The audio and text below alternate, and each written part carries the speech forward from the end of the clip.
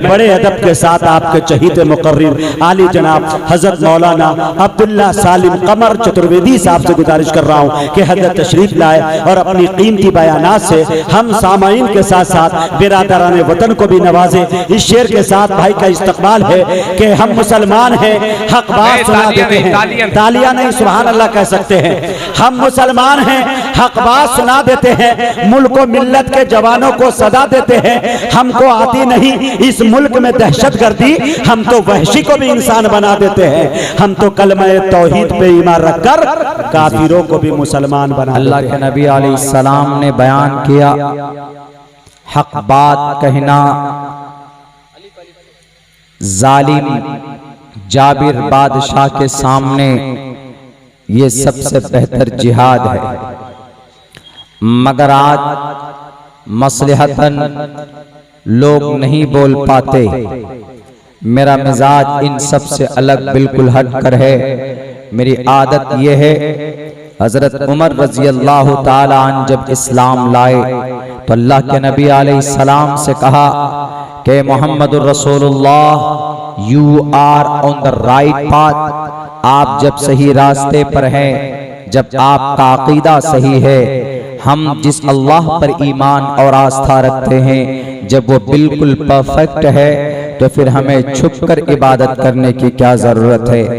तलवार म्याम से बाहर निकल गए काबतुल्लाह के सहन में और ऐलान करके कहा कि आज से उमर इब्न खत्ताब छुपकर नहीं बल्कि लोगों के सामने अल्लाह की इबादत करेगा।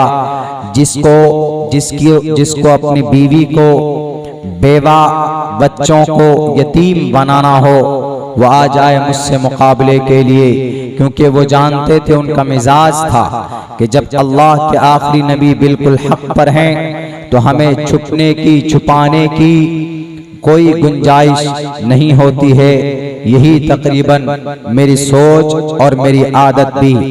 तो आज आप लोगों के सामने मैं चाहता हूं कि अजान के ऊपर जो वबाल चल रहा है, अजान के ऊपर जो एतराजात चल रहे हैं, अजान का क्या मतलब है और अजान किस लिए दी जाती, और इसके बिलमुकाबिल अपोजिट में कुछ लोग अजान के साथ साथ हनुमान चालीसा को मिलाते हैं। और देखा दुनिया ने बड़े बड़े शहरों में, खुसूसन महाराष्ट्र की जो कैपिटल, महाराष्ट्र का एक बहुत बड़ा शहर जिन्हें माया की नगरी कहा जाता है, शहर मुंबई के कुछ मस्जिद के सामने कुछ नौजवान और कुछ वो सियासी राजनेताओं के इशारे पर कुछ हमारे बिगड़े हुए नौजवान माथे पर वो भगवा बांधकर और मस्जिद के सामने बाज़ाब्ता मस्जिद की, जामे मस्जिद की, मरकजी मस्जिद की गेट के सामने खड़े होकर उन्होंने अजान की सेम वक्त में हनुमान चालीसा पढ़ने का उन्होंने प्रयास किया और उन्होंने कोशिश की। क्या हनुमान चालीसा का क्या मकाम है, क्या स्टेटस है, हनुमान चालीसा में क्या बयान किया गया है और हमारे अजान में क्या बयान किया गया है, मैं आप लोगों के सामने इसको एक्सप्लेन करूंगा। और दूसरी बात, दूसरे नंबर पर मेरी कोशिश रहेगी कि अभी कुछ दिनों पहले, कुछ दिनों क्या अभी 2-3 दिन पहले, कल की बात है, बल्कि कल एक ज्ञानवापी मस्जिद में वीडियो सर्वे किया गया और ये बनारस वाराणसी के अंदर ये मस्जिद है और वहां एक मंदिर के सामने एक मस्जिद है। उस मस्जिद के ऊपर केस चलाया जा रहा है और उस मस्जिद को तोड़ने की, बुलडोजर चलाने की कोशिश की जा रही। इनके ऊपर बात करूंगा, रोशनी डालूंगा। अल्लाह से दुआ करता हूं कि अल्लाह तबारक व तआला हमें खुद उन बातों पर कहने की जुर्अत दी जिन पर मैं मुकम्मल तौर पर अमल कर सकूं। मेरे साथियों, अजान मुसलमान नमाज से पहले देते और ये अजान का मतलब सिर्फ ये होता है इनविटेशन, इनवाइट करना। It's only announcement for praying of God, for worship of Allah subhanahu wa ta'ala। अल्लाह तबारक व ताला की बंदगी और इबादत करने के लिए, जमा करने के लिए, तमाम मुसलमानों को इन्फॉर्म करने के लिए ये अजान दी जाती है। और इस अजान का वजूद कब से है? इस अजान की तारीख को पढ़ने की जरूरत मैं उन लोगों से कहूंगा जिन लोगों को हमारे अजान के अल्फाज से दुश्मनी है, हमारे अजान से जिनके पेट में मड़ोर और दर्द पैदा होता। आप हमारे कुरान को, हमारे अहादीस को नहीं पढ़ते, मत पढ़िए, लेकिन अपनी किताबों को जरूर पढ़िए। आपकी किताबों में साफ साफ लफ्जों में अजान का तज़किरा मौजूद है, जिसमें कहा गया उच्चलापी भविष्यति जनोमम, ऊंची आवाज में अंतिम महर्षि लोगों को बुलाएंगे। उच्चलापी भविष्यति जनोमम का क्या मतलब?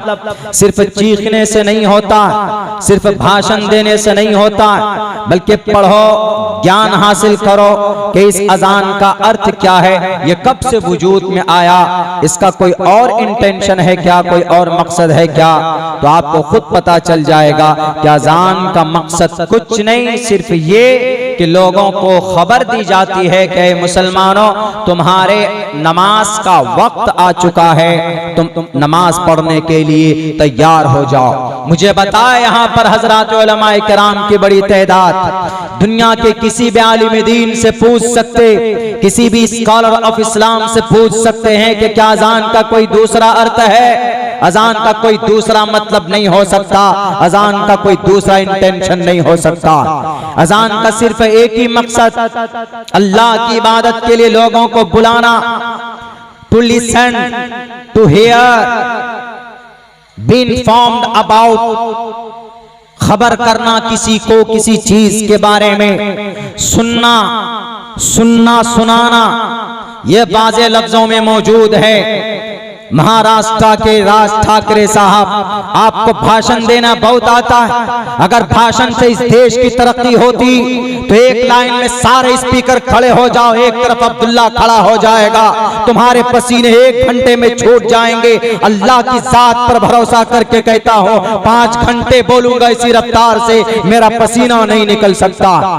सिर्फ भाषण से देश की तरक्की नहीं होती, समझकर कदम आगे बढ़ाने, नौजवानों को लेकर चलने से देश की तरक्की होती।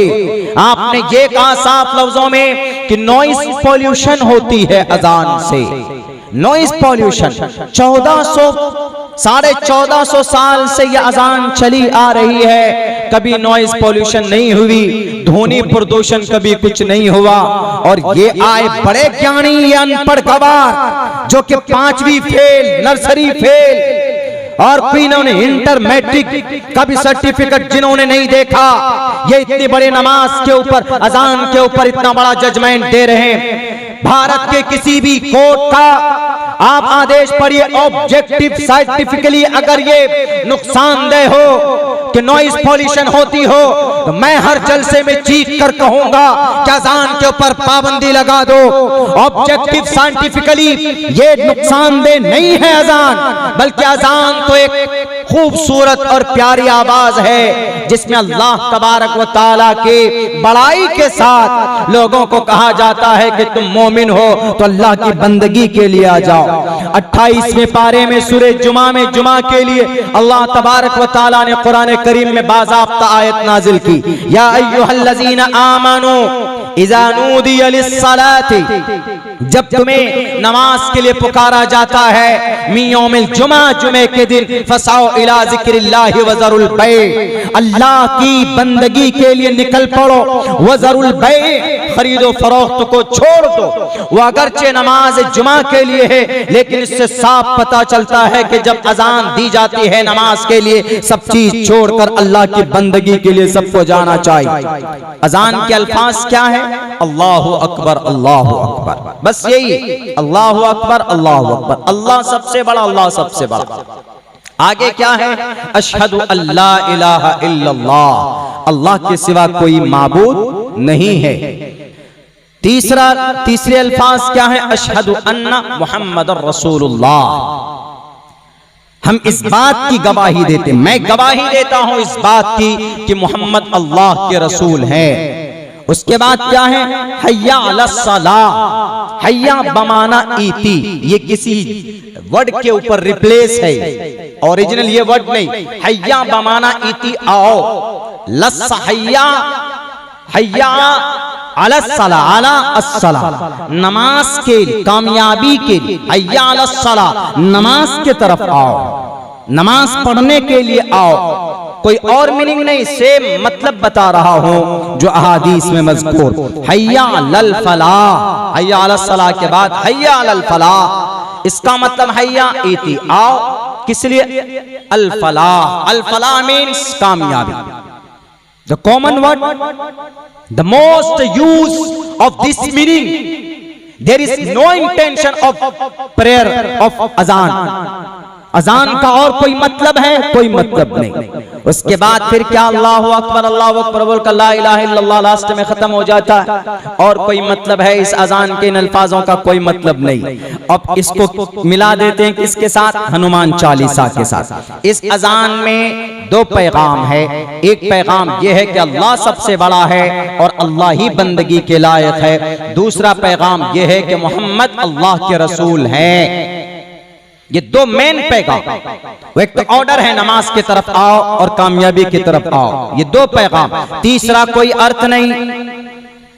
एक का मतलब अल्लाह तबारक व तआला, अल्लाह के अलावा कोई माबूद नहीं। दूसरे का मतलब मोहम्मद अल्लाह के रसूल हैं। अब हनुमान चालीसा को देखिए, हनुमान चालीसा 7 मर्तबा पढ़ेंगे तो राक्षस भागेगा, 11 मर्तबा पढ़ेंगे।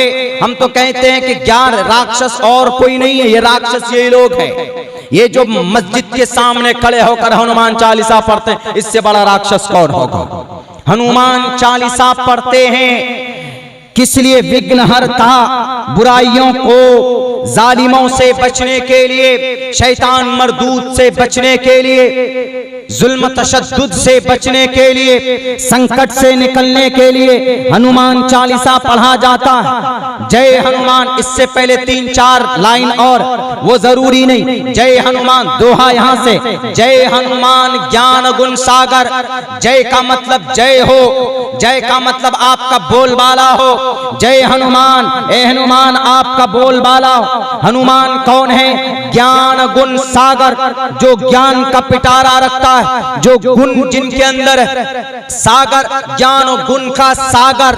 जय हनुमान ज्ञान गुण सागर। जय कपीस ते हो लोक उजागर।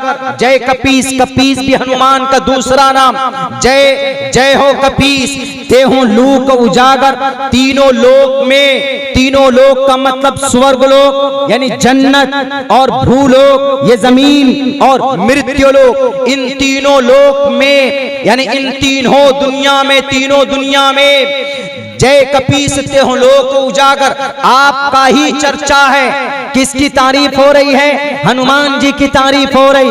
वो हनुमान जी जो एक सिर्फ दूत थे, जो सिर्फ एक नेकी करने वाली जात थी, वो कोई परमात्मा नहीं थे। और हमारे आजान के अल्फाज अल्लाहु अकबर, अल्लाहु अकबर, कि अल्लाह सबसे बड़ा, अल्लाह सबसे बड़ा।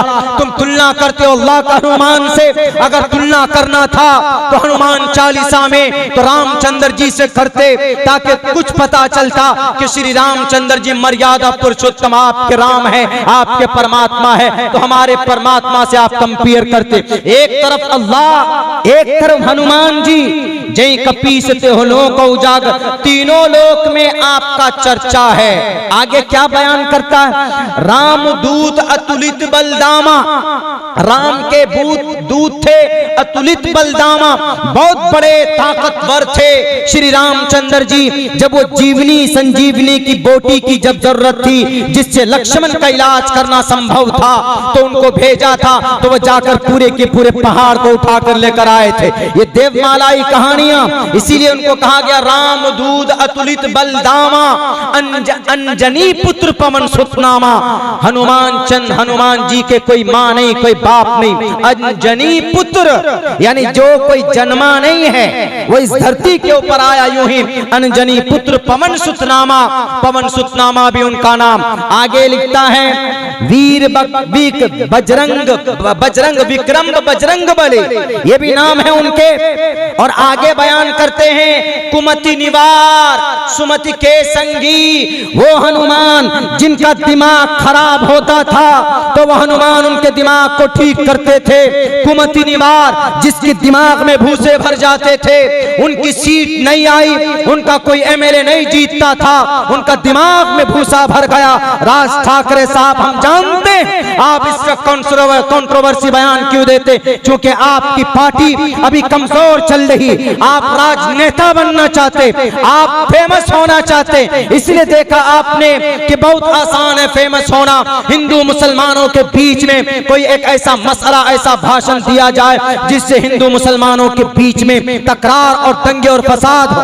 अगर भड़काने की बात करते हो तो भड़काने के लिए मुझसे ज्यादा तुम नहीं बोल सकते, हमसे ज्यादा तुम नहीं भड़का सकते। राज ठाकरे साहब आपको जितनी बड़ी गद्दी मिली है आपके चचा के इंतकाल के बाद, आपको पूरे इस देश को लेकर आगे चलना चाहिए था, लेकिन आपने दिल में ठेस पहुंचाई, आपने तकलीफ दी है भारत के 35 करोड़ मुसलमानों को। आपने सिर्फ अपनी पार्टी को ज्यादा फेमस करने के लिए आपने इस तरह के भाषण दिए, आपको शर्म आनी चाहिए। आपका दिमाग खराब हो गया और आप जैसे लोगों के दिमाग को ठिकाने लगाने के लिए वही हनुमान जी आए थे और कहा कुमति निवार, कुमति दिमाग जिनका खराब होता है उनकी निवारण के लिए आए थे हनुमान चंद्र जी, अंशुमति के संगी। और जो अच्छा अकल वाला है उसका हमेशा से श्री हनुमान जी ने हमेशा से उनका साथ दिया। आगे क्या उनकी तारीफ, आगे एक और लाइन है कंचन कंचन बरंग सुभेशा कानन कुंडल कुंचित केशा, कान में कुंडली, घुंघराले बाल, सुनहरे रंग और हाथ में वज्र, वो वज्र इतना बड़ा वो होता है। ये तारीफ अजान में क्या तारीफ थी, अजान में अल्लाह की बड़ाई थी, मोहम्मद को अल्लाह को रसूल बताया गया। और यह हनुमान चालीसा में क्या बयान किया गया, एक सिर्फ एक अदना श्री हनुमान जी जो एक वानर थे, वानर मीन्स एक बंदर थे, वो बंदर, उनको किराए पर लिया था श्री हनुमान श्री रामचंद्र जी ने, और सीता मैया को छुड़ाने के लिए उनको लंका से रावण के मुकाबले के लिए उनको खड़ा किया था। ये एक तारीखी हकीकत है, कोई कंपेयर नहीं है। अजान कब से वजूद में आई इन लोगों को पता होना चाहिए। अल्लाह के नबी अलैहिस्सलातु वस्सलाम जब मक्कतुल मुकर्रमा से हिजरत करके मदीना गए, नमाज पढ़ने में दिक्कत होती थी, दुश्वारी होती थी, तो उस वक्त आप अलैहिस्सलातु वस्सलाम ने सहाबा को जमा किया। ये तारीखी हदीस की बात सुना रहा, आप लोग भी अपने दिमाग में जो लोग नहीं जानते हैं बिठा लीजिए। अगर कोई बोलता है तो उनको कहिए कि हमारी जो अजान इसकी शुरुआत कब से हुई, इसकी शुरुआत की तारीख ये है कि अल्लाह के नबी अलैहिस्सलातु वस्सलाम जब मदीना पहुंचे हिजरत करके, तो लोगों की तादाद जब नमाज पढ़ने की ज्यादा हो गई तो लोगों को नमाज के लिए कैसे बुलाया जाए। अल्लाह के नबी अलैहिस्सलाम को फिक्र हुई, आप अलैहिस्सलाम ने सहाबा को बुलाया कि प्यारे सहाबा आओ नमाज के लिए लोगों को कैसे बुलाना है। तो बाद सहाबा ने कहा कि अल्लाह के नबी हम झंडा खड़ा कर देंगे, ऐसे लोग झंडे को देखेंगे नमाज के लिए आएंगे।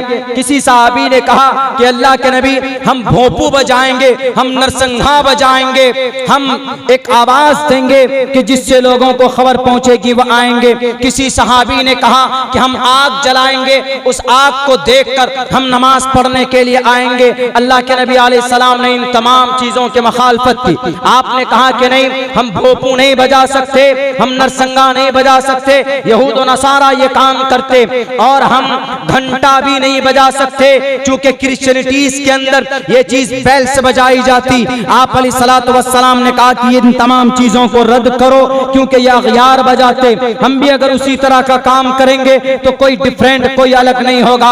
आप अलैहिस्सलातु वस्सलाम ने सहाबाए किराम को एक फिक्र में डाला, एक फिक्र दी कि भाई कुछ ऐसा समस्या समाधान निकलना चाहिए। बात सहाबी कहते हैं अल्लाह के नबी ने कहा कि एक नाकूस बनाओ, नाकूस से आवाज देंगे से आवाज पहुंचेगी, लोग आएंगे।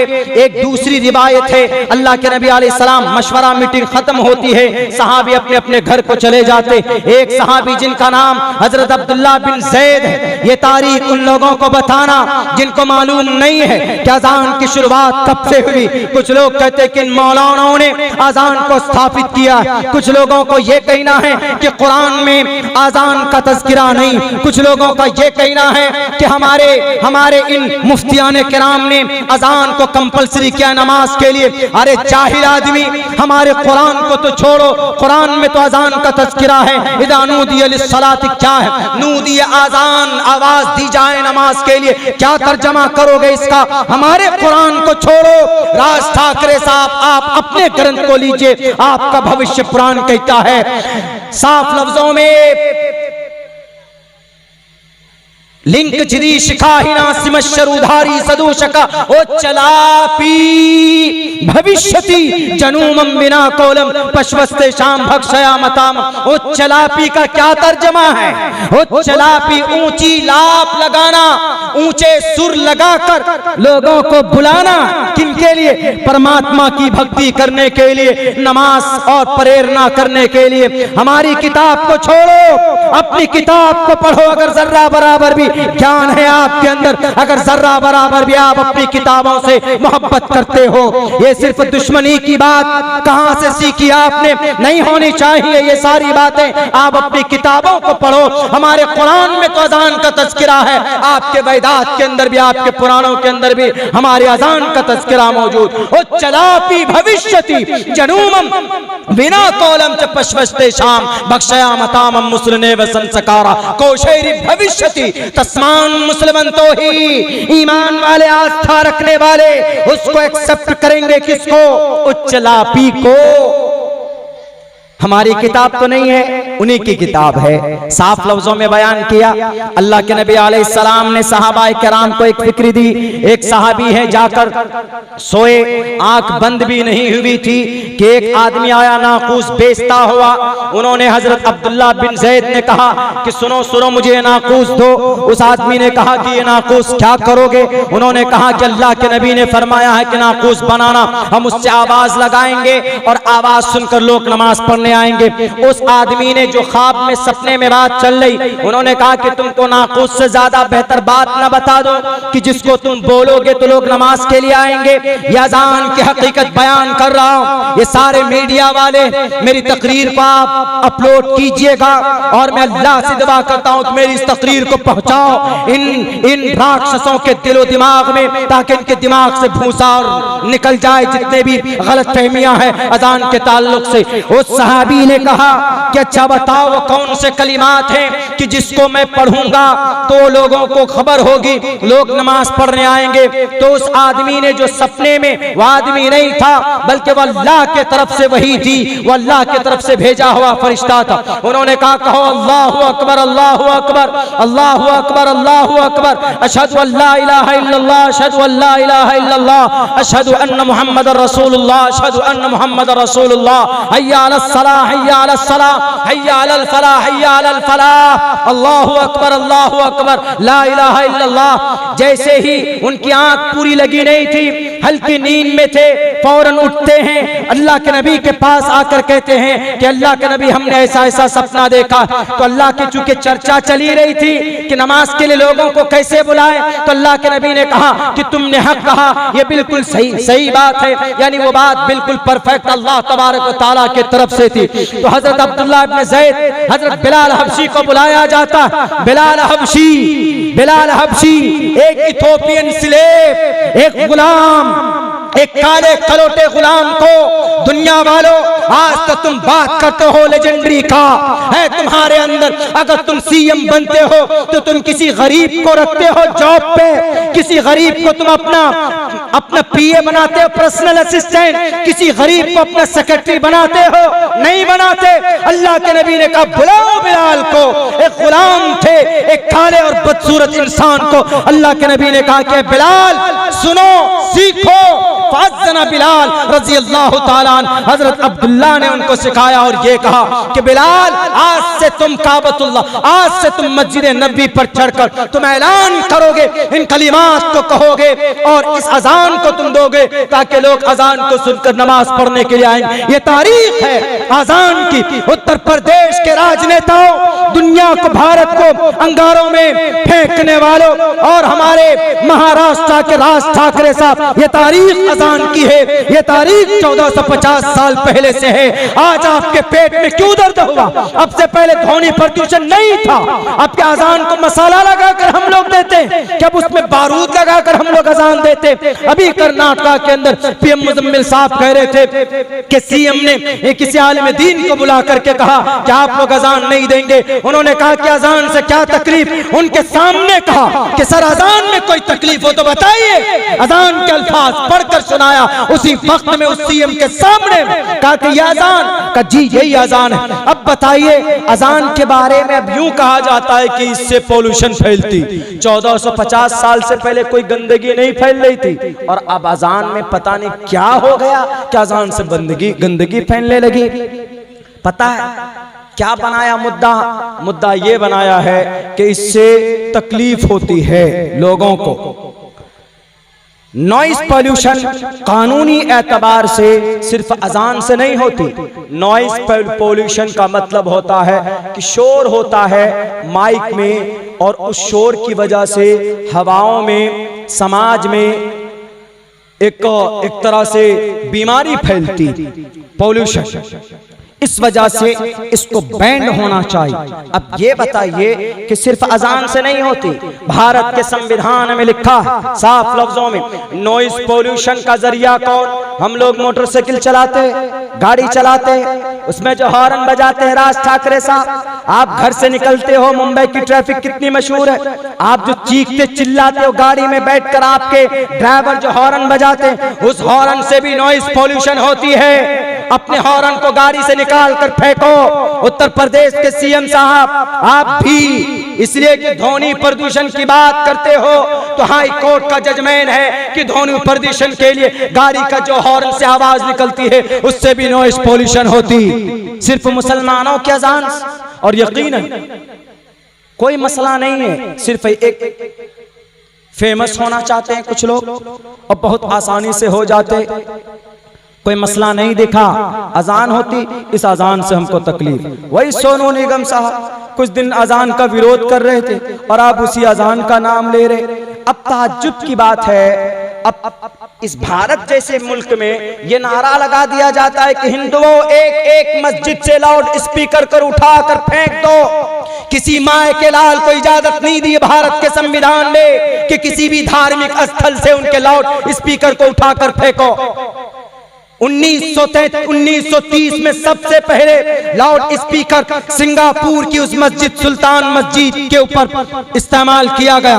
1930 में सिंगापुर वहां पर, तब से चला आ रहा। अब पूरे इंडोनेशिया 90% मुसलमान, 10 लाख 8 लाख मस्जिदें, सब में लाउड स्पीकर अजान दी जाती। हाँ, ऐसा हो सकता है कि कभी कभी अगर कोई दिक्कत, कोई तकलीफ हो तो आप कह सकते हैं कि थोड़ी साउंड को कम कर लीजिए। एक आदमी तो यूं कहता है कि मौलाना अजान से, आपके अजान में हमारे ईश्वर की, परमात्मा की हानि होती, उनका अपमान होता। कैसे? अल्फाज मैंने 2-3 दिन पहले पढ़े, तभी पढ़ता हूं। अशहदु अल्ला इलाहा इल्लल्लाह उन्होंने कहा कि देखिए डिबेट में बोला है बाज़ाब्ता, वो अनपढ़ आदमी क्या बोलता है कि इसमें देखिए क्या कह रहा है। मुअज्जिन कहता है अशहदु, मैं गवाही देता हूँ अल्लाह इलाहा, अल्लाह के सिवा कोई माबूद नहीं, अल्लाह ही इबादत के लायक है। तो इसमें अल्लाह की इबादत की बात कही गई, बाकी परमात्माओं का, बाकी खुदाओं का इनकार किया गया है, इसलिए हमारे खुदा और भगवान का अपमान हुआ है। ऐसा है? ऐसा हो सकता अगर हम अल्लाह की इबादत करते हैं तो भगवान का अपमान कैसे हो सकता? अगर कोई रामचंद्र जी का नाम ले रहा है तो हमारे अल्लाह का अपमान नहीं, अपमान मतलब बेइज्जती, वो इसको बेइज्जती की दृष्टि से समझते। अगर हम अल्लाह का नाम लेते हैं, मोहम्मद रसूलुल्लाह को फॉलो करते हैं, तो इससे किसी भी भगवान, ईश्वर, परमात्मा, देव, ऋषि मुनि, देवी देवता का अपमान नहीं होता, उनका इनकार जरूर होता, अपमान नहीं होता, बेइज्जती नहीं होती। अपमान में, बेइज्जती में, नास्तिक में फर्क है गुरुजी। इसीलिए कहते हैं कि ये सस्ती पॉपुलैरिटी, ये सस्ती पब्लिसिटी को बंद कीजिए। अजान मुसलमानों की धार्मिक चीज है, इनको करने दीजिए। और आपका हनुमान चालीसा आप इतना नहीं जानते होंगे कि जितना मैं एक तालिब इल्म होकर आपको बता रहा हूँ। तो पूछे इन लोगों को, जाते हैं माइक लेकर हनुमान चालीसा के नाम पर सुंदरकांड की वर्णन करते, कोई ब्रह्मा सूत्र पढ़ने लग जाता, कोई गायत्री मंत्र पढ़ने लग जाता। पूछो तो क्या करने आए? हनुमान चालीसा पढ़ रहे। अरे बेवकूफ, हनुमान चालीसा ये थोड़ी, वो तो गायत्री मंत्र पढ़ रहे हो तुम, उन्हें याद तक भी नहीं। बस सिर्फ दुश्मनी में नेताजी ने कह दिया, बस नेताजी की कहने की वजह से अब माइक ले लो, माइक बांट रहे हैं हनुमान चालीसा पढ़ने के। मैं तो कहता हूं कि पढ़िए आप हनुमान चालीसा, आप पढ़िए गायत्री मंत्र, आप पढ़िए ब्रह्मा सूत्र, आप पढ़िए आखिरत के बारे में जो पैगामात आपकी किताबों के अंदर, इंसानियत के ताल्लुक से आपकी किताबों के अंदर जो पैगामात, हम मना नहीं करते, हम भी साथ देंगे, हम बताएंगे आपको, हम सिखाएंगे आपको कि पढ़िए हनुमान चालीसा। जय हनुमान ज्ञान गुण सागर, जय कपीसते हो लोक उजागर, राम दूत तुलित बलदामा, अंजन पुत्र जनन पुत्र पवन सुतनामा, वीर विक्रम बजरंग बली, अंकुमति निवार सुमति के संगी। आप पढ़िए कंचन बरन विराज सुबेशा, कानर कुंडल कुंचित केशा। हम मना नहीं करते, लेकिन आप मुसलमानों की मस्जिद के सामने खड़े होकर पढ़ते, क्या मतलब है? क्या आपको अजान से नफरत है? आज तक किसी मुसलमान ने किसी भी भजन पर एतराज नहीं किया, आज तक किसी भी मुसलमान ने हिंदू भाई के गायत्री मंत्र पढ़ने पर एतराज नहीं किया। हमको खुशी होती कि कम से कम कुछ हिंदू भाई अपने ईश्वर की पूजा पाठ करते, दुआ करते हैं कि अल्लाह उनको हिदायत दे दे, अगर वो सही हक पर हैं तो उनको जन्नतुल फिरदौस अता करे अल्लाह तबारक व तआला, अगर वो सही रास्ते पर हैं तो। हमने तो आज तक मुखालफत नहीं की, लेकिन लोगों समझने की जरूरत, समझने की बात है कि ये नेता लोग और हमारे जो नौजवान एकदम उछलते कूदते नेताजी की बात पे, कुछ पैसे दिए तो डीजे लगा लिए, कुछ पैसे दिए तो जनाब हॉर्न लगा देते हैं। किसके लिए? हनुमान चालीसा पढ़ने के लिए। याद रखो, एक मंत्र पढ़ रहा हूं, पूरा मंत्र मुझे याद नहीं है, आखिर का जो एक लाइन है उसको मैंने आज ही मुताले के अंदर लाया। ना पुत्र ही सहायार्थ, ना पुत्र ही सहायार्थ, माता पिता धर्मश्चति। छोटा है, बहुत बड़ा मतलब है इसका। ना पुत्र ही सहायार्थ, ना तो तुम्हारा कोई सीएम साथ देगा, न तो कोई होम मिनिस्टर साथ देगा, न तो तुम्हारा कोई नेता तुम्हारा साथ होगा, तो कौन होगा साथ? ना पुत्र ही सहायार्थ, पिता माता, ना पुत्र ही, ना ही पुत्र बेटा साथ देगा, सहायार्थ कोई हेल्प नहीं करेगा। कहां पर? इस जमीन पर नहीं, मरने के बाद। एन मनुष्य रूपेण घर्मश्या, मनुष्य रूपेण, इंसान की शक्ल में इस जमीन पर तो हो, लेकिन जब इस दुनिया से जाओगे, जाने के बाद ईश्वर के सामने खड़े होगे, ये हिंदू मुसलमान करवाओगे, जहांगीरपुरी का पूरा दंगा रचकर मुसलमानों के गले में डाल दोगे, तो उस वक्त परमात्मा पूछेगा किसके कहने पर किया था? जी सीएम साहब के कहने पे। किसके कहने पे तुमने हिंदू भाई मुसलमान भाइयों को तकलीफ दी थी? जी फला नेताजी के कहने पे। क्यों? क्योंकि दिल्ली के अंदर सर म्यूनिसिपैलिटी का, वहां के बल्दिया, वहां के शहर का इलेक्शन होने वाला था। हिंदू भाइयों को वन साइडेड करने के लिए हम हिंदू मुसलमान कराना चाहते थे। मरोगे, ईश्वर के पास जाओगे तो ईश्वर कहेगा क्या आज कोई मदद करेगा? आप ये सोचते हैं कि हमको सीएम मदद करेंगे, हमको पीएम मदद करेंगे, हमको मंत्री मदद करेगा, हमको नेता मदद करेगा। भूल जाओ, इस सपने में मत रहो। आज भी तुम्हारे बच्चों को आज आतंकवाद, तुम्हारे बच्चों को फसादी बनाते, तुम्हारे बच्चों के दिलो दिमाग में जहर भरते। इस दुनिया के अंदर तुम तो नफरत बोगे, लेकिन मरोगे जब ईश्वर के पास जाओगे तो उस वक्त तुम्हारे माता पिता भी तुम्हारी मदद के लिए खड़े नहीं होंगे, क्योंकि मरने के बाद हर आदमी अपना अमल लेकर ईश्वर के पास खड़ा होगा। ना मुत्र ही सहायार, माता पिता कोई भी उसका सामने अगर आएगा मदद के लिए, माँ भी अपने बच्चे का इनकार कर देगी। बाप भी देखेगा कि मेरा बेटा है, वो भी इनकार कर देगा कि मैं इस बेटे का मदद नहीं कर सकता, मदद नहीं कर सकता। इसलिए कि ये मेरे कहने पर नहीं, बल्कि नेताओं के कहने पर तलवार हाथ में लेकर जय श्री राम का नारा लगाता था। आप जय श्री राम का नारा लगाइए, उनकी चरित्र को पढ़िए, आप श्री रामचंद्र जी के जिंदगी के मुताबिक जिंदगी गुजारिए। हम मना नहीं करेंगे, हमें खुशी होगी, लेकिन जय श्री राम का नारा लगाकर हिंदू भाइयों के मस्जिद के ऊपर, उनकी मीनारे के ऊपर जाकर गेरुए रंग का कपड़ा लगाना, ये बताओ श्री रामचंद्र जी ने बताया? कहीं से कहीं तक श्री रामचंद्र जी ने यह पैगाम नहीं दिया। मरने के बाद जब जाओगे तो ईश्वर जब आपसे पूछेगा तो उस वक्त कहोगे कि हम अपनी अम्मी से नहीं यकीन करा रहे। माँ कहेगा कि नहीं सर, इसको जहन्नम में डालिए। ईश्वर परमात्मा मेरी बात नहीं मानता था। नेता अपने बेटे को पढ़ाकर क्या बना रहे? BCSC वो इंडियन क्रिकेट बोर्ड का चेयरमैन बना दिया। किनको? गृह मंत्री साहब। उनका बेटा तो चेयरमैन बन रहा, हमारा आपका बेटा क्या बन रहा? जय श्री राम, जय श्री राम, जय श्री राम से मामला हल होगा? या मुसलमान का बच्चा अगर बोलेगा अल्लाहु अकबर, अल्लाहु अकबर, नारे तकबीर, अल्लाहु अकबर, इससे समस्या हल होगा? वह धार्मिक चीज है, जब कभी जोश आता है तो नारे तकबीर अल्लाहु अकबर लगा देते हैं, इबादत हो गई, चलो। लेकिन क्या नारे तकबीर अल्लाहु अकबर बोलकर क्या दुनिया के अंदर हमारे बैंक बैलेंस जमा हो सकते, हमारा घर जल सकता है क्या?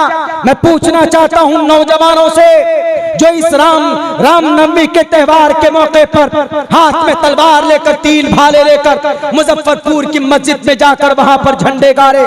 किसने इजाजत दी? किसने अथॉरिटी दी? भारत के संविधान के मुताबिक इंडियन जुडिशरी से मैं कहूंगा क्या आप उन लोगों के हाथ में हथकड़ी डालिए। आपकी इंडियन कॉन्स्टिट्यूशन इजाजत नहीं देता किसी की धार्मिक स्थल को तोड़ने के लिए या जबरदस्ती कब्जा करने के लिए। इस्लाम के अंदर कहीं पर भी इसका वजूद नहीं मिलता। आप अलैहिस्सलातु वस्सलाम के इंतकाल के बाद हजरत उमर फारूक रज़ी अल्लाह ताला जब हमला किया था आप अलैहिस्सलाम के प्यारे सहाबी उमर फारूक रज़ी अल्लाह ताला गए बैतुल मक़दिस को फतह करने के लिए, तो वहां पर एक सहाबी पहले से थे। उन्होंने कहा उस बैतुल मक़दिस के आसपास शहर को, बैतुल मक़दिस को कब्जे में लिया और ये कहा वहां के क्रिश्चियन के बड़े सरदार को कि हमें ये शहर दे दो।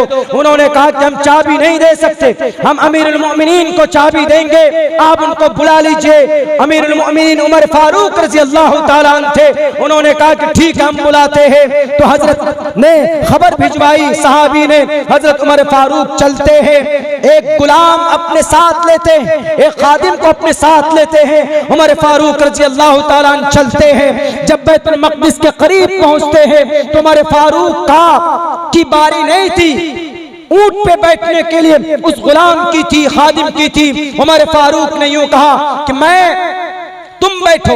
उन्होंने कहा कि सर ये कैसे हो सकता है, मैं नहीं बैठ सकता, ये अमीरुल मोमिनीन आप ही बैठिए। लेकिन नहीं, बिठाया आपने उनको बिठाया। देखो 22 लाख मुरब्बा मील को फतह करने वालों, नहीं चाहिए तुमको तो एक स्टेट चाहिए, तुमको तो उत्तर प्रदेश चाहिए, तुमको तो महाराष्ट्र में इलेक्शन जीतना, तुमको भारत में हुकूमत करनी है। 22 लाख मुरब्बा मील का एक प्राइम मिनिस्टर जो अपने गुलाम को अपनी उनकी बारी पर ऊंट पर बिठाता है, हमको ओहदा नहीं चाहिए, हमको कुर्सी न चाहिए था न आज चाहिए न कल चाहिए, हमको अमन चाहिए, हमको शांति चाहिए। जिस मुल्क में रहते हैं उस मुल्क में मजहब की हमें आजादी चाहिए। उमर फारूक जब पहुंचते, कपड़े उल्टे सीधे, कपड़े फटे हुए, साहबी ने कहा कि अल्लाह के अमीरुल मोमिनीन आप आए हैं, पता ये कौन लोग हैं? ये बड़े मुहज्जब लोग हैं, अपने कपड़े को चेंज कर लीजिए। तो हजरत उमर फारूक ने क्या कहा? अल्लाह आज़ना बिल इस्लाम, भूल गए हो अल्लाह ने हमें आज इज्जत दी है इस्लाम की वजह से, नमाज की वजह से, ज़कात की वजह से, अल्लाह की वहदानियत पर ईमान लाने की वजह से अल्लाह ने हमें इज्जत दी है। हमें अल्लाह तबारक व तआला ने कपड़ों की वजह से इज्जत नहीं दी।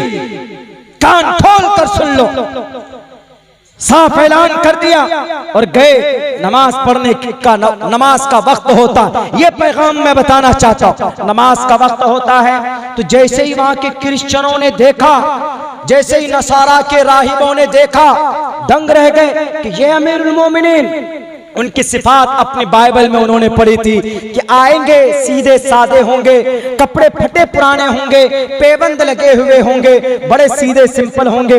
वो सारी निशानियां बिल्कुल फिट बैठती थी उमर फारूक पर और उनको चाबी देते। उमर फारूक रजी अल्लाह ताला नमाज पढ़ने का वक्त होता है तो करीब में वहां पर एक चर्च, आपको इजाजत दी गई कि आप इस चर्च में जाइए, नमाज पढ़िए।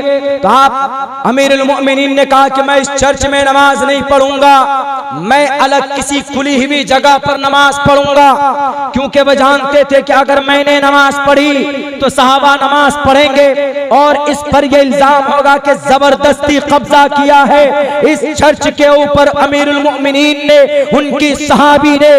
इसीलिए अमीरुल मोमिनीन ने उस पे नमाज न पढ़कर आपने बाहर नमाज पढ़ी। दुनिया वालों है ये इंसाफ तुम्हारे अंदर, दुनिया वालों है ये जुर्रत, है ये मोहब्बत तुम्हारे अंदर। दुनिया के अंदर इंसानों को खुश करो कि नाराज करो कोई फिक्र नहीं है, बस तुम्हें गद्दी मिलनी चाहिए। आज तुम मस्जिदों के ऊपर बुलडोजर चला देते हो, आज तुम मदरसों के असातिज़ा के घरों पर बुलडोजर चला देते हो। एक रोज पहले तकरीर में मैंने बात कही, आज फिर से कहना चाहता हूँ। एक तरफ अमीरुल मोमिनीन है, उमर फारूक है, नमाज इस डर से नहीं पढ़ते हैं कि अगर मैंने नमाज पढ़ी तो इस पर सहाबा नमाज पढ़ेंगे और कहे दुनिया वाले ये कहेंगे कि उमर फारूक ने जबरदस्ती कब्जा किया था, नमाज नहीं पढ़ी। लेकिन आज ये बुलडोजर बाबा, ये बुलडोजर लेकर कहीं पर भी कुछ होता कि ये इल्लीगल है, ये स्टेज इल्लीगल है तो बुलडोजर चला, कोई प्रोसेस है कि नहीं? कोर्ट के जरिए से, प्रशासन के जरिए से नोटिस दी जाती। एक मदरसे पर बुलडोजर चलाया गया, मदरसे के असातिज़ा के घर पर, आप लोगों को शायद मालूम नहीं, मुबारकपुर के अंदर 1922 में उस मदरसे की बुनियाद रखी गई थी। लेकिन अभी कुछ दिनों पहले वहां के जो असातिज़ा के घर थे, उन असातिज़ा के घर में बुलडोजर डालकर उसको तोड़ दिया गया, नेस्तो नाबूद कर दिया गया। हाथ जोड़कर खड़े हुए कि सर एक दिन की मोहलत दीजिए, नहीं माने वो। जालिम और राक्षस हो तुम, मरोगे तुम्हें पानी नसीब नहीं होगा। इस दुनिया के अंदर अगर तुम रहम करना नहीं जानते तो इंशाअल्लाह परमात्मा भी रहम नहीं करेगा तुम्हारे ऊपर। इरहमु मन फिल अर्ज़ यरहमुकुम मन फिस समा। ए इब्ने आदम, जमीन वालों पर रहम करो, आसमान वाला तुम पर रहम करेगा। यह हदीस है जरूर नबी की, लेकिन मुसलमानों के लिए नहीं है, बल्कि पूरी दुनिया के इब्ने आदम के लिए। हाथ जोड़कर खड़े हुए वो असातिज़ा व उलमाए किराम मदरसे के सर, अगर हमारा घर ये इल्लीगल है तो हमको एक दिन की मोहलत दीजिए। 1 घंटे की मोहलत नहीं मिली। जालिमों, तुम्हें रब माफ नहीं करेगा। निहत्ते थे, लाचार थे, ताकत तुम्हारे पास है, ताकत का गलत इस्तेमाल मत करो। उमर फारूक थे, 22 लाख मुरब्बा मील के इलाके में जिनकी हुकूमत। आज तो कुछ ही इलाके में तुम्हारी हुकूमत होती तो 3 लाख के सूट पहनते, 10 लाख के सूट पहनते, 3 लाख का पेन इस्तेमाल करते। एक सफर में कहीं जाते हैं तो करोड़ों रुपए खर्च होता है गरीबों का, और वो उमर फारूक सफर कर रहे हैं, एक ऊंट और एक गुलाम, कोई सिक्योरिटी नहीं, कोई प्रोटेक्शन नहीं, लेकिन वो उमर रास्ते से निकल जाते थे तो शैतान की हिम्मत नहीं थी कि शैतान हजरत उमर फारूक के सामने खड़ा हो जाए, कांपता था, पसीने छूट जाते थे शैतान के। वो उमर फारूक दुनिया जानती थी और जिनकी अदालत पूरी दुनिया के अंदर मशहूर थी। नसीहत आज उनके मजहब, उनकी शरीयत, उनके मेथड पर एतराज किया जाता, क्या फायदा हुआ बताइए? उन मस्जिद के ऊपर बुलडोजर चलाने का, मदरसों के ऊपर असातिज़ा के घर को तोड़ दिया गया। कानूनी प्रोसेस कुछ होना चाहिए, जुडिशरी को ध्वस्त कर दिया गया। हम जाएं तो कहां जाएं? थाने में जाते हैं, अदालत में जाते हैं तो मामला कुछ और आ जाता है। अभी एक मस्जिद है, मस्जिद का मतलब मस्जिद, अल मस्जिद मसजा सजादा यस्जुदु सजदन, अल फाइलु मिनहु साजिद, सजादा यस्जुदु, मस्जिद होना चाहिए, इसमें ज़र्फ। उलमा जानते हैं किसी वजह से, सर्फ के किसी कायदे की वजह से मस्जिद का मतलब सजदे की जगह, जहां पर सजदा किया जाता है उस जगह को मस्जिद बोलते। सजदा गाह मस्जिद अल्लाह को बहुत पसंद होती, पूरी दुनिया में सबसे ज्यादा महबूब कोई जगह है अल्लाह को तो मस्जिद। इन्ना हब्बल बिलादी इलल्लाहि मसाजिदुहा, अल्लाह को सबसे महबूब अगर कोई जगह है तो मस्जिद। व अबग़ज़ुल बिलादी इलल्लाहि अस्वाक़ुहा, और सबसे ज्यादा नापसंद कोई जगह है तो वह बाजार, चूंकि बाजार में गीबत होती है, बाजार में फजूल खर्ची होती है, बाजार में और एक दूसरे की चुगलखोरी करते हैं, बुराई करते हैं। और मस्जिद वो जगह है कि जहां पर वजू करके अल्लाह की भक्ति करते हैं, अल्लाह के लिए नमाज पढ़ते हैं, अपने सजदे को, पेशानी को सजदा करते, पेशानी को झुकाते हैं, कुरान की तिलावत करते हैं, आराम और सुकून का माहौल हमें वहां पर मिलता है। मस्जिद नमाज की जगह, सजदा करने की जगह। मगर आज एक एक मस्जिद पर इल्जाम लगाकर उसको ध्वस्त कर दिया जाता। ज्ञानवापी मस्जिद अभी एक दो रोज के अंदर बहुत बड़ा बर्निंग इशू बनाया गया, बहुत बड़ा इशू बना दिया गया। ज्ञानवापी मस्जिद, काशी विश्वनाथ की मंदिर, विश्वनाथ भोले विश्वनाथ की, अन्नपूर्णा देवी, अन्नपूर्णा माता की सरजमीन, वहां पर एक तरफ विश्वनाथ की मंदिर, ऐसे विश्वनाथ की मंदिर, इधर ज्ञानवापी मस्जिद, गेट दोनों के आमने सामने, लेकिन मस्जिद को घेर दिया गया लोहे से, लोहे के ग्रिल से घेर दिया गया। यह मस्जिद कब बनाई गई?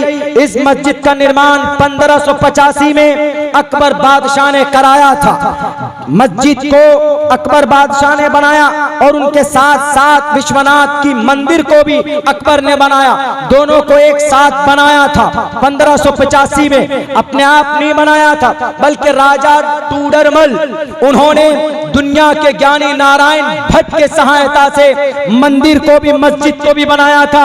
यानी आदेश तो अकबर बादशाह का था, लेकिन बनाने वाले राजा टूडरमल और नारायण भट्ट दोनों ने मिलकर मस्जिद भी बनाई और मंदिर भी बनाई, क्योंकि अकबर ओपन जहन का था, वो एक नई शरीयत लाना चाहता था। उस शरीयत का नाम दीन इलाही था, यानी हिंदू मुस्लिम सबके सब बराबर, जो जिधर इबादत करना चाहे। हालांकि ये कॉन्सेप्ट तो पहले से ही है कि जो जिधर इबादत करना चाहे आजाद है, लेकिन समझाने की कोशिश की जाए। लेकिन अकबर ओपन जहन का था, उन्होंने कहा कि मुसलमानों के लिए मस्जिद बनाओ और हिंदू की पूजा के लिए मंदिर बनाओ।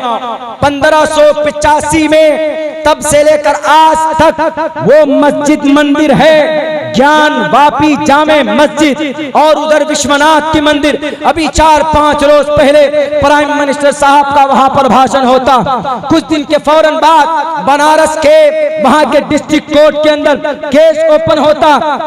केस कब का वाकया? अभी केस ओपन हुआ, एक मसला सामने है, समझ में नहीं आती। देश कब आजाद हुआ? 15 अगस्त 1947। उससे पहले तो बहुत सारी जमीन हिंदू का मुसलमानों का हिंदुओं ने कब्जा किया। क्या सब लोग आज कॉपी कलम लेकर पहुंच जाएंगे, अपने पेपर लेकर पहुंच जाएंगे कि सर ये जमीन हमारी, ये देखो पेपर? नहीं मानी जाएगी। इसलिए कि 18 सितंबर 1991 में संसद के अंदर ये बिल पास हुआ था, ये कानून बना था कि 15 अगस्त 1947 से पहले का कोई भी मामला अगर लेकर आज के 15 अगस्त के बाद कोई कोर्ट में आएगा तो नहीं सुनवाई होगी। अगर किसी मंदिर को मस्जिद या मस्जिद को मंदिर बनाने की बात कही जाएगी कोर्ट में, जो भी एप्लीकेंट होगा, जो भी दरखास्त देने वाला होगा, उसको 1 से 3 साल की सजा हो सकती। आप कहेंगे कि बाबरी मस्जिद का क्यों हुआ? फिर तो बाबरी मस्जिद का मामला इसीलिए हुआ क्योंकि आजादी से पहले से उसका झगड़ा अंग्रेज की अदालत में लंबित था। इसीलिए उसको आजादी के बाद भी उसको सुना गया, लेकिन अब कोई मामला नहीं सुना जाएगा। क्यों नहीं सुना जाएगा? इसलिए नहीं सुना जाएगा कि 1991 में बनारस के हाई कोर्ट ने, वहां के डिस्ट्रिक्ट कोर्ट ने यह फैसला दिया ज्ञानवापी मस्जिद के लिए कि यह मस्जिद का वजूद 1883-84 के राजस्वी जो पेपर हैं, उनके पास पेपर में लिखा हुआ है कि ज्ञानवापी मस्जिद जामे मस्जिद है, इसमें नमाज होती है। कोरोना काल में भी नमाज हुई है, पहले भी नमाज होती थी। वहां पर किसी का कब्र था, उर्स करते थे। उर्स अगरचे इस्लाम में जायज नहीं है, लेकिन बहरकैफ इतना तो जरूर है कि मस्जिद का जिक्र जरूर है। जब 1883-84 के पेपर में जब मस्जिद मौजूद है, आज इन लुटेरों को, इन गुंडों को कौन बताए कि आप अपने ताकत के बलबूते पर आज ने आपने डिस्ट्रिक्ट मजिस्ट्रेट को भेजकर वीडियोग्राफी की कि सर यहां से कीजिए, और इल्जाम क्या लगा कि इस ज्ञानवापी मस्जिद को अकबर बादशाह ने, औरंगजेब बादशाह ने मंदिर को तोड़कर नीचे कुआं है, उस कुएं में शिवलिंग है, उस शिवलिंग और कुआं को तोड़कर उसके ऊपर मस्जिद बनाई। जबकि ये कॉन्सेप्ट और ये भरम गलत है। उस मस्जिद के आज के मुतवल्ली ने कहा, जिनका नाम सैयद यासीन है, उन्होंने कहा कि सन 2010 में उस मस्जिद की हमने सफाई की। मस्जिद के नीचे जो कुआं है, उस कुआं को हमने सफा किया, साफ किया, तो कहीं पर शिव जी का लिंक हमको नहीं मिला। ए बहरूपिये, इस तरह के अफवाह फैलाने वालों के हाथ में हथकड़ी लगनी चाहिए। हम सुप्रीम कोर्ट से ये बात कहेंगे, अफवाहों के ऊपर रोक लगना चाहिए। इन बुलडोजर बाबाओं के हाथ में भी हथकड़ी लगनी चाहिए। अगर कोई लीगल कंस्ट्रक्शन है तो 15 दिन के लिए उनको नोटिस दीजिए और उनको कहिए कि कोर्ट के ऊपर इसका जवाब सबमिट करो। अगर कोई नहीं करता तब आप उसके ऊपर बुलडोजर चला दीजिए। नारे तकबीर, नारे तकबीर। हजरत मौलाना अब्दुल्ला सालिम चतुर्वेदी कासिमी। मेरे साथियों, ये माइक आपका बहुत खतरनाक है। इतने पैसे खर्च किए लेकिन माइक आवाज को बैठा देती। कुछ तो चूक हो गई। कोई बात नहीं, हो जाता है। चूंकि बोलने का मसला रहता है, माइक सही ना हो ये आवाज यहाँ से बैठ जाती है। और सबसे ज्यादा एनर्जी लॉस कहाँ पे होता है? माइक पे बोलने पे होता है। तो बहरकैफ आइंदा इस बात का ख्याल रखा जाए। बहुत ही मशहूर और बहुत ही अच्छा प्रोग्राम आप लोगों का ये रहा। दो बातें सामने आई, एक अजान की और एक मस्जिद की। आप लोगों के सामने मस्जिदें तोड़ रहे हैं, तोड़ने दीजिए। मस्जिदें तोड़ने वाले बहुत पैदा हो गए, तोड़ो मस्जिद आप, वो अल्लाह मौजूद। एक मस्जिद और तोड़ने की बात थी। कौन सी? जो दुनिया की सबसे बड़ी मस्जिद थी। कौन सी मस्जिद है हाजी साहब? काबतुल्लाह। उसको भी तोड़ने के लिए आया था ना अबरहा, उसका नाम अबरहा, शाह मलिक अबरहा आया था तोड़ने के लिए उस मस्जिद को। देखिए इस देश के अंदर इतनी खूबसूरती है। हमारे हिंदू भाई सुबह भजन पढ़ते हैं, मुसलमान कुरान पढ़ता, अजान देता, कोई शक नहीं, इतना प्यार, इतना खूबसूरत माहौल। लेकिन कुछ लोगों के पेट पे ना मालूम गैस का दर्द होता है कि राजनीति का दर्द होता है। गैस का दर्द हो तो पेंटॉप ले लीजिए, फूड पॉइजन हो तो इंजेक्शन दे दीजिए, लेकिन राजनीति का दर्द है तो कौन सा इंजेक्शन लगेगा वो तो पता नहीं, वो वोट का इंजेक्शन लगेगा, वही दर्द होने लगता। हिंदू मुसलमान कर देते हैं। आपका बंगाल अल्हम्दुलिल्लाह पूरे भारत में जाना होता है, बहुत खूबसूरत माहौल बंगाल का।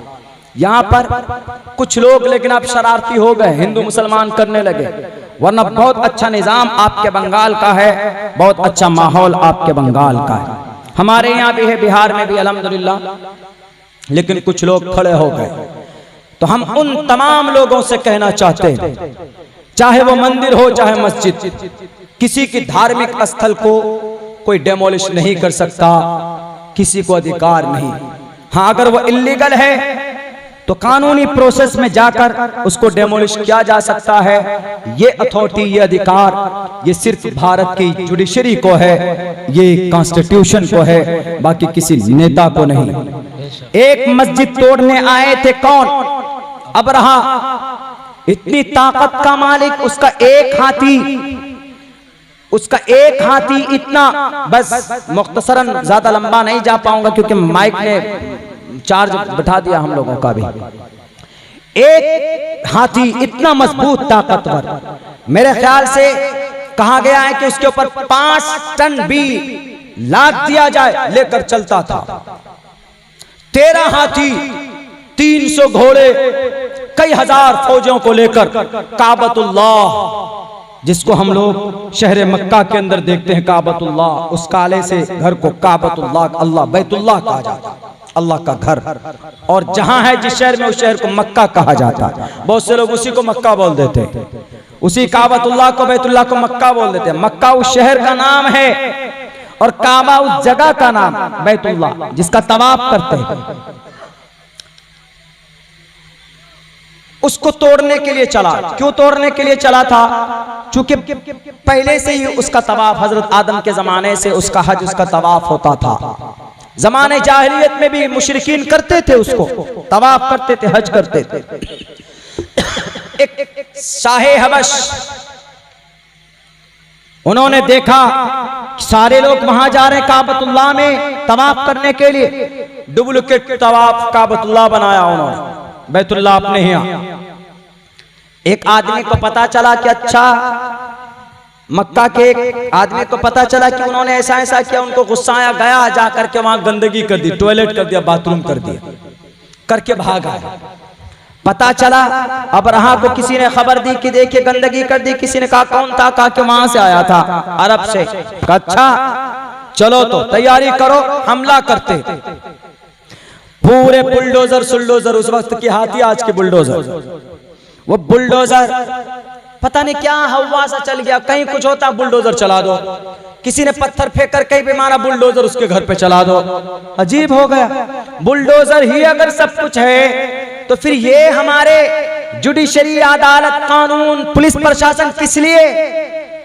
बुलडोजर पे सेंसर लगा दो, कहीं पर कोई इल्लीगल होता तो बुलडोजर चला दो, कहीं पर कोई अगर उल्टा सीधा बोलता तो उसके ऊपर भी बुलडोजर चला दो। अनपढ़ गवार आदमियों की हरकत हो सकती है, अक्लमंद इंसानों की नहीं हो सकती। अबरहा ने कहा कि चलो उस काबतुल्लाह की ईंट को उठा उठा कर लेकर आएंगे और मिटा देंगे उनका नामो निशान।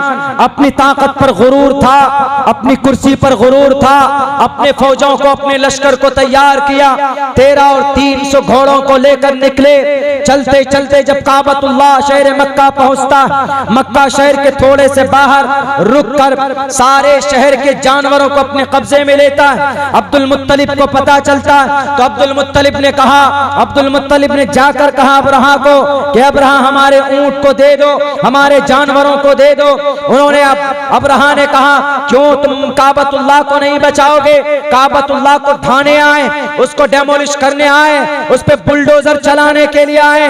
ये देखो नोटिस हमारे पास है। उन्होंने कहा कि तुम्हारे पास तुम्हारी नोटिस है, वो काबतुल्लाह, वो बैतुल्लाह है, वो अल्लाह का घर है, वो अल्लाह तबारक व तआला ने खुद से बनाया, उसका मुहाफिज वही है। है, वो अल्लाह चाहे बचाएगा या वो चाहे इसको नेस्त नाबूद करे, वो जाने तुम्हारे जरिए से नेस्त नाबूद करेगा या क्या हिफाजत करेगा, क्या तरीका होगा, कैसे करेगा। हम उस घर के मुहाफिज नहीं है, हम तो सिर्फ तुम्हारे पास आए हैं, जंग के लिए नहीं बल्कि अपने जानवर को लेने के लिए आए। हमारे ऊंट दे दो, हमारे बकरियों को दे दो, हम चले जाएंगे। उन्होंने कहा कि तुम नहीं मुकाबला करोगे, तुम तो मुतवल्ली हो ना इस मस्जिद का, इस मस्जिद की गेट तोड़ने जा रहा हो। मुतवल्ली साहब ने कहा कि मस्जिद अल्लाह का घर, अल्लाह इसकी हिफाजत खुद ही कर लेगा। तुम बुलडोजर चलाओ कि तुम जेसीबी लेकर कुछ भी करो, हम तुमको कुछ नहीं कहेंगे। अल्लाह का घर, अल्लाह हिफाजत खुद करेगा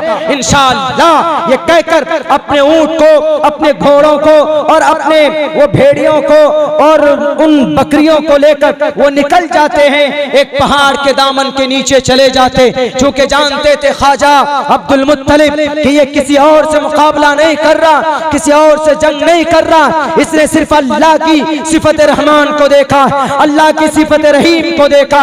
अल्लाह की एक सिफत अल क़हार भी है, अल्लाह की एक सिफत अल जब्बार भी है। जब अल्लाह की सिफत क़हारियत जोश में आती है तो बड़े बड़े तुर्रम खां को एक इशारों में उनका वजूद मिटा देता है। जब कौम लूत ने जब अल्लाह की नाफरमानी की थी तो जिब्राइल अमीन के जरिए से उस कौम को 7वें आसमान पर ले जाकर पटक दिया था, पूरी कौम तबाह हो गई थी। जब किसी कौम ने नाफरमानी की, अल्लाह की सिफत क़हारियत जोश में आई, 8 दिन तक मुसलसल हवाएं चली, पूरी कौम तबाह होकर रह गई। अल्लाह की सिफत क़हारियत को नहीं देखा। उन्होंने कहा क्या आज मैं इस बात बैतुल्लाह को ईंट से ईंट इसकी बजा दूंगा। जब वो चलता है अपने लश्कर को लेकर और फिर जब करीब पहुंचता है तो उसका जो हाथी है वो इनकार बैठ जाता है, उसका वो हाथी और जाने से इनकार करता है। चूंकि जानवर बेजुबान जरूर होता है लेकिन अल्लाह के अजाब को वो देख लिया करता है। रात को कुत्ते जब भौंकते हैं, वो जो रोते हैं, यूं मत समझिए उसको अल्लाह आसमान की तरफ से नाजिल होता हुआ कुछ न कुछ जरूर नजर आता है। अल्लाह ने उनको ये बसारत दी जिसकी वजह से वो रोते हैं, चीखते और चिल्लाते। जब हाथी ने देखा कि अल्लाह का अजाब आने वाला है, मैं बैठ जाता हूं, अल्लाह से मुकाबला करने जा रहा। जानवर नहीं जाना चाहता था लेकिन किसी तरीके से जबरदस्ती उस जानवर को खड़ा किया गया, उस हाथी को। जब इधर जाने की कोशिश की जाती थी तो वह उल्टे सिमत में अपनी जान बचाने की कोशिश कर रहा था वो जानवर, वह हाथी, लेकिन नहीं माना। ये जालिम बादशाह, जैसे ये जालिम लोग इख्तियार में बैठे हुए हमारी मस्जिदें मिटाना चाहते हैं, याद रखो वो अल्लाह आज भी जिंदा है, वो अल्लाह आज भी देख रहा है तुम्हारी जालिमों, तुम्हारे जुल्मों को। इंशाअल्लाह हमें कभी उम्मीद है, आज नहीं तो कल ऐसे जालिमों का जो हिंदू मुसलमानों की उनको तकलीफ पहुंचाता है, तुम्हारा इस जमीन से सफाया करेगा वो परमात्मा जो तुम किसी मस्जिद या मंदिर को मिटाने की बात करते हो। अल्लाह तबारक व तआला ने देखा कि ये नहीं मानेगा, अल्लाह की सिफत क़हारियत जोश में आती और अल्लाह ऑर्डर देते, तैरन अबाबील क्या करते हो, जाओ इनको नेस्त नाबू, इन जालिमों को, ये अपनी ताकत के नशे में चूर है, इनका नामो निशान मिटा दो। तैरन अबाबील वारसल अलैहिम तैरन अबाबील, छोटे छोटे परिंदे, तरमीहिम बिहिजारतिम मिन सिज्जील, उनके चोंच में एक पत्थर, दोनों पैरों में एक छोटे छोटे पत्थर। कितना बड़ा पत्थर, बहुत बड़ा नहीं था, कल आदस मसूर की दाल की बराबर इतनी बड़ी मिकदार में वो पत्थर अपने चोंच में लेकर जब आसमान से वो छोड़ते हैं, पत्थर जिसके सर पर लगता है वो वहीं पर दफन हो जाता था। हाथी पर लगता, हाथी वहीं पर भूसा बन जाता। घोड़े पर लगता, एक सेकंड आगे बढ़ने की जुर्रत घोड़े में नहीं होती थी। इसी कल आदस को देखकर दुनिया वालों ने आज गोलियां बनाई। हमारी इसी कुरान से साइंस का भी इजाद हुआ है। पूरी कौम को, पूरी जंग को, पूरी लश्कर को फजालहुम कासिम माकूल, भूसा बना दिया अल्लाह तबारक व तआला ने चंद सेकंडों में। आज भी तुमने अपने इन बुलडोजरों को नहीं रोका और ये असंवैधानिक, ये इल्लीगल बुलडोजर अगर तुम्हारे नहीं रुके तो आज नहीं तो कल तुम्हारा सत्यानाश परमात्मा जरूर करेगा। नारा तकबीर, अल्लाहु अकबर, नारा तकबीर। अल्लाहु अकबर। हमको जालिम का तरफदार नहीं लिख सकते, कम से कम हमको कोई लाचार नहीं लिख सकते। जान हथेली में लिए बोल रहा है हक, ये देश का मीडिया और अखबार नहीं लिख सकते। वाह, बहुत अच्छा। चलिए मौजू के ताल्लुक से बड़ी अच्छी बात कही। तो मेरे भाइयों, अबरहा से ज्यादा ताकतवर ये लोग नहीं हैं, लेकिन उसके लिए हमें और आपको वैसा मुसलमान बनना होगा जैसे उस वक्त के दीन इब्राहिमी को फॉलो करने वाले थे। अल्लाह के नबी की पैदाइश से जन्म लेने से 50 दिन पहले का ये मामला है। अल्लाह के नबी इस मामले के 50 दिन, इस हादसे के 50 दिन के बाद आप अलैहिस्सलातु वस्सलाम इस दुनिया में पैदा हुए थे। तो बताइए, अल्लाह तो आज भी देख रहा है ना कि जालिम क्या कर रहे हैं। होता वही राज ठाकरे साहब, अजान के ऊपर पाबंदी, उसकी बीवी को उसके कुत्ते ने ऐसा काटा है कि वो सर्जरी नहीं हुई अभी। वो शक्ल में, आईने में शक्ल नहीं देख सकती। हनुमान चालीसा पढ़िए, आप दिल से पढ़िए, ईश्वर को याद कीजिए, बहुत अच्छी बात। लेकिन हनुमान चालीसा को मस्जिद के सामने अगर कोई मुसलमान जाकर किसी मंदिर के सामने का अल्लाहु अकबर, बताइए उसको तो वैसे भी टिक्का बोटी करके खा जाएंगे। बेशक। लेकिन हमारे मुसलमान अल्हम्दुलिल्लाह कितने मस्जिद के सामने में एकदम हनुमान चालीसा पढ़ा गया, गायत्री मंत्र पढ़ा गया, ये पढ़े गए, वो पढ़े गए, लेकिन कोई भी आज तक कोई भी मुसलमान, ईद में देखिए करोड़ों की तादाद में मुसलमानों ने नमाजें पढ़ी, झुंड भीड़, लेकिन कहीं पर देखिए, कहीं पर कोई संबर, कोई पर दंगा फसाद। चाहते तो दुनिया का सबसे बड़ा त्योहार मुसलमानों के लिए ईद है, जैसे रामनवमी में हिंदू भाइयों के लिए जुलूस निकाल करके मस्जिद के करीब जा करके भगवा झंडा लहरा दिए। बड़े ताज्जुब की बात, बड़े अफसोस की बात मेरे भाइयों, मेरे मुसलमानों। लेकिन यह है कि अल्लाह की मदद है, हमें अल्लाह की मदद मंगवानी पड़ेगी। वो कैसे? वो ऐसे कि अजान दी जाती नमाज के लिए, अजान हम सुनते हैं, इस कान से सुनते हैं, इस कान से निकाल देते हैं। नौजवानों, आपकी जवानी बर्बाद अगर आप नमाज न पढ़ते हो। मैंने पहले भी ये बात कही थी, आज भी कहता हूं कि आपको पता होना चाहिए कि नमाज में कितने वाजिबात, कितने फराइज। आपको ये पता होना चाहिए कि वजू में कितने फराइज। हमारे नौजवानों से पूछ लीजिए, ये सलमान खान की कौन सी फिल्म रिलीज हुई है अभी, अजय देवगन की कौन सी फिल्म रिलीज हुई है, कौन कौन से कपूर की शादी हो गई है, अभी सब बता देंगे। इनसे पूछे कि वजू में कितना फर्ज है, कोई कहेगा मौलाना 3 फर्ज है। वजू में कितना फर्ज है, कोई कहेगा कि मौलाना 10 है। गुस्ल में कितना फर्ज है, कोई कहेगा कि मौलाना 5 है। नमाज में क्या क्या जरूरी है, कोई कहेगा कि मौलाना सिर्फ फातिहा जरूरी है, अजान देना जरूरी है, रुकू सजदा जरूरी नहीं। And you have to know the all Islamic things has been written in the small books। आपके पास छोटी छोटी किताबों के अंदर सारी चीजें मौजूद। हम जानते नहीं, नमाज पढ़ना नहीं जानते, वजू करना नहीं जानते, गुस्ल करना नहीं जानते। अब बताइए तो फिर कैसे अल्लाह की मदद आएगी इन बुलडोजर बाबा के खिलाफ?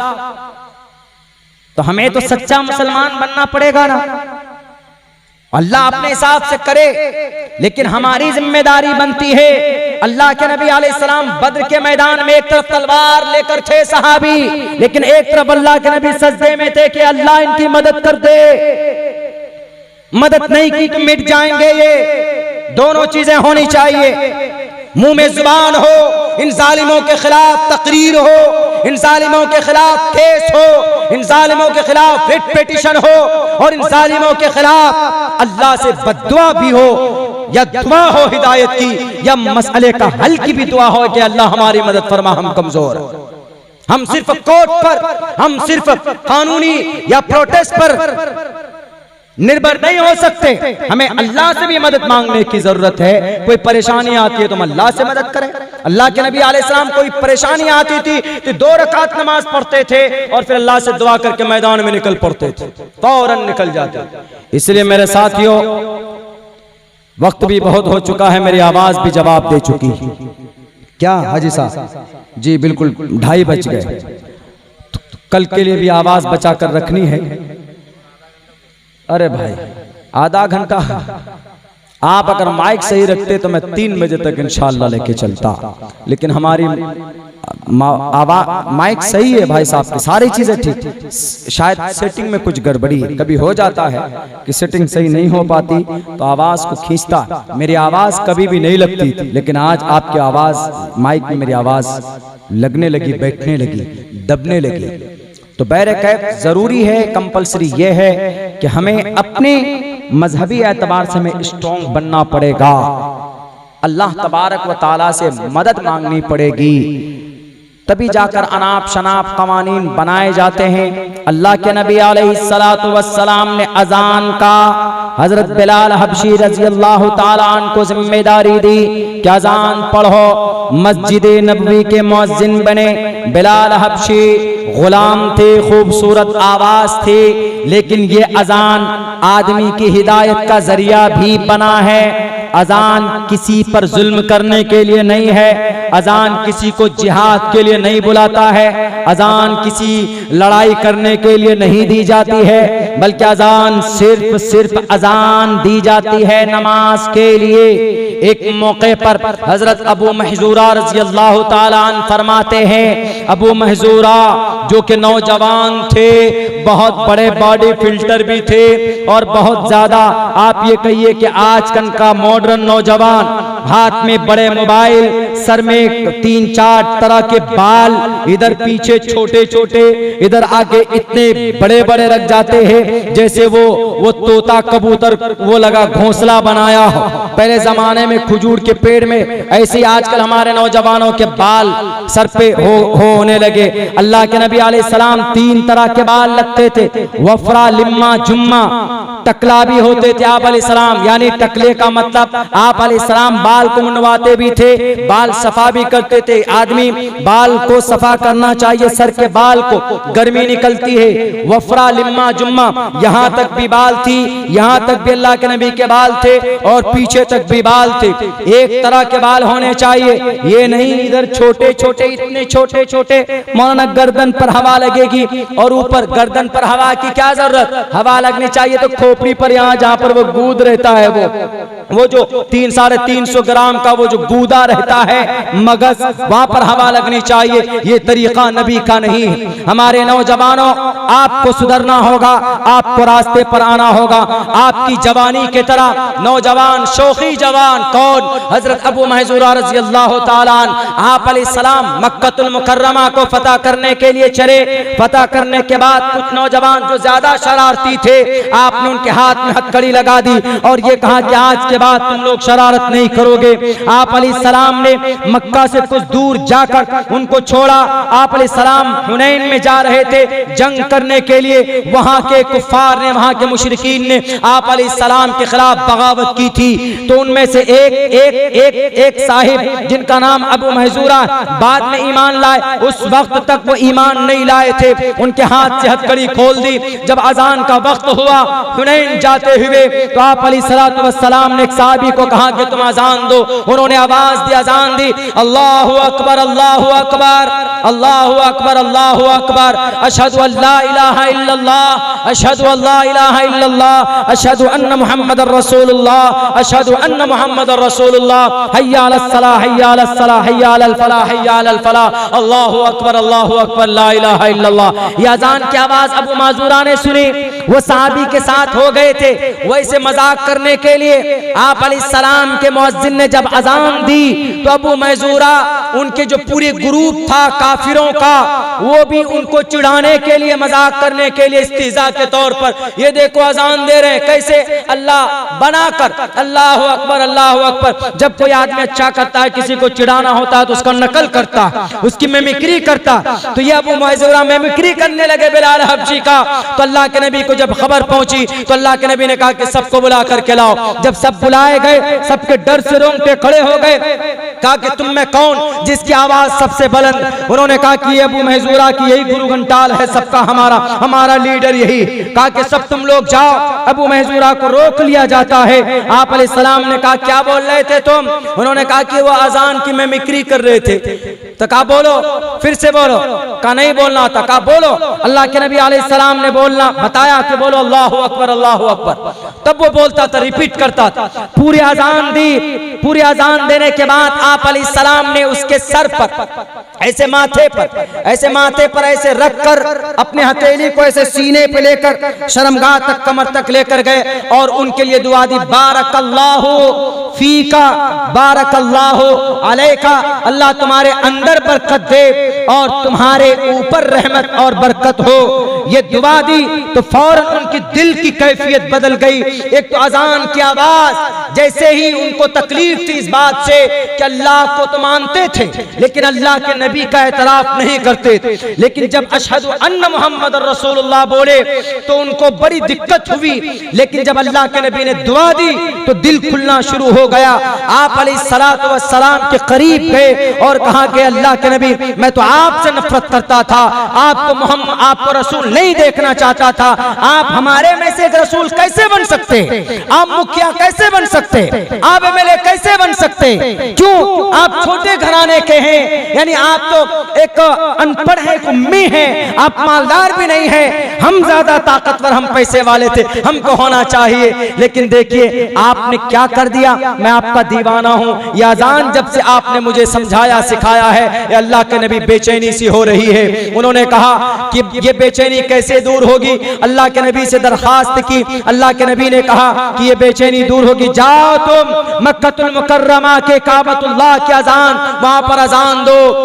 मुअज्जिन बन गए। अजान जरिया बना हिदायत का।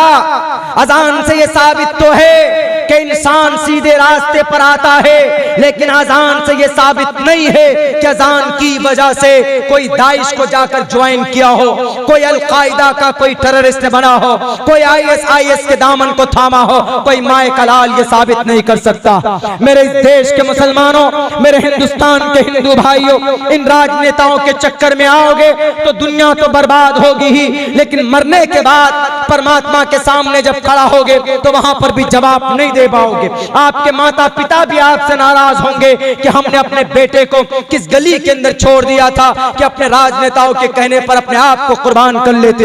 ये राजनेता, इन राजनेताओं की वजह से आप अपनी जिंदगी तबाह मत करो।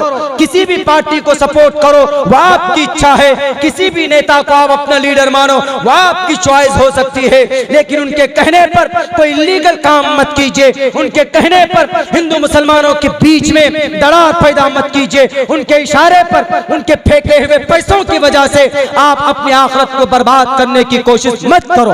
आप अपने परमात्मा को नाराज मत करो, इसलिए कि मरेंगे जब आपके माँ बाप आपका साथ नहीं देगा तो मरने के बाद ये नेता तो पहले ही दुम दबाकर भाग जाएंगे। पहले तो इन नेताओं का बेड़ा पार होना मुश्किल है। इनको जब एक एक चीज का हिसाब देना पड़ेगा कि करोड़ों रुपए तुम्हारे अकाउंट में थे, किस किस के लिए कहां कहां पर खर्च किए थे, इसलिए कि सवाल का जवाब देना पड़ेगा। वन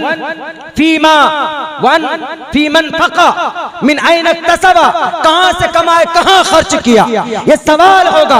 आम आदमी तो निकल जाएगा बड़ी आसानी से जवाब देकर, लेकिन फंसेंगे ये बड़े बड़े लोग, ये मंत्री संतरी फंसेंगे जिनका US के अंदर, जिनका स्विस बैंक के अंदर जिनके पैसे भरे हुए, जो मुखिया मेंबर बने हुए। सही इस्तेमाल किया होगा पैसों का तो बहुत अच्छा, लेकिन गलत किया होगा तो इनका बेड़ा पार नहीं हो सकता। अल्लाह से दुआ करते हैं कि अल्लाह तबारक व तआला हम तमाम मुसलमान भाइयों को दिलजमी के साथ मेहनत करने और अल्लाह तबारक व तआला की शरीयत को जानने की और उस पर अमल करने की पूरी ताकत और जुर्रत दे। मेरे भाइयों बहुत बहुत शुक्रिया। आपके माइक की वजह से परेशान हूँ, मैं माजरत खा हूँ, आधा घंटा तो नहीं बोल सकता, इसलिए कि भाई माइक की आपकी बड़ी गड़बड़ी।